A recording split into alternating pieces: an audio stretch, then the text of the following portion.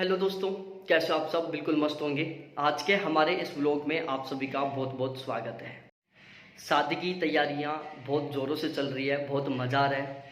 और जो पिछले 2 दिन से थोड़ी सी टेंशन हो रही थी क्योंकि आसमान में बादल ही बादल हो रहे थे, बिल्कुल भी उजाला नहीं आ रहा था।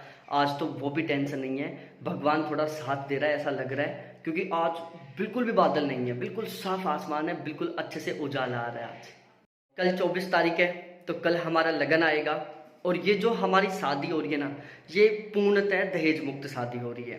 जिस दिन हमारी सगाई हुई थी, उससे अगले दिन ही हमने फ़ोन करके बोल दिया था कि हमें किसी तरीके का कोई दहेज नहीं चाहिए। हमने उनको बोल दिया था कि मेरे को और नितेश को, दोनों को, क्योंकि हम 2 भाइयों की शादी है, दोनों को 1-1 रुपए दिया जाएगा। इसके अलावा जितने भी विदा दी जाएगी, चाहे वो ताऊ जी को दी जाए, चाहे पापा जी को दी जाए, चाहे मम्मी जी को दी जाए, चाहे मेरे को दी जाए, चाहे नितेश को दी जाए, चाहे दादी जी को दी जाए, जितने भी विदा होंगी उसमें केवल 10 रुपए का नोट होगा। 10 से ऊपर की किसी को कोई विदा नहीं दी जाएगी। ना कोई बाइक दी जाएगी, ना कोई 4 व्हीलर दी जाएगी, ना कोई एक्स्ट्रा ज्वेलरी दी जाएगी।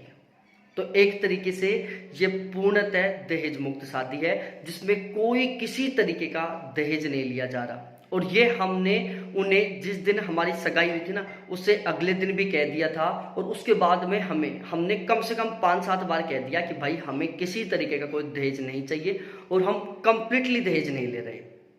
ना कोई ज्वेलरी ले रहे, ना कोई एक्स्ट्रा इलेक्ट्रॉनिक सामान ले रहे, ना कोई एक्स्ट्रा फर्नीचर ले रहे, ना रुपए ले रहे, और ना ही कोई साधन ले रहे। आज मैं 2 गुल्लक लेकर आया हूँ। एक तो ये गुल्लक थोड़ी बड़े साइज का है, और इसके अलावा एक ये गुल्लक जो छोटी साइज का है। अब इन गुल्लकों का क्या करेंगे?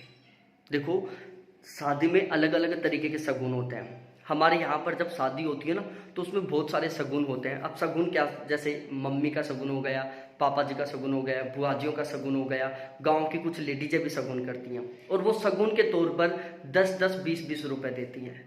तो पूरी की पूरी शादी में मेरे और नितेश के पास शगुन के तौर पर जितने भी रुपए आएंगे, उन सभी रुपए को हम इस गुल्लक में डालेंगे।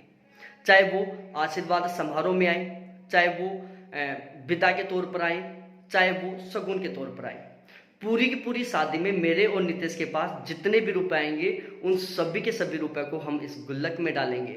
और शादी पूरी होने के बाद इन गुल्लकों को तोड़ेंगे और फिर काउंट करेंगे कि पूरी शादी में शगुन के तौर पर, विदा के तौर पर मेरे और नितेश के पास कुल कितनी विदा आती है। बहुत इंटरेस्टिंग सवाल है ये, देखते हैं कितनी विदा आती है। तो 100 रुपए के साथ हम गुल्लक की शुरुआत करते हैं। ये 100 रुपए, और इनको मैं इस गुल्लक में रख देता हूँ। ये मेरे को विदा में मिले थे। चल भाई अंदर। और ये तो जा ही नहीं रहा रे, ठोस ठोस के डाला जाएगा।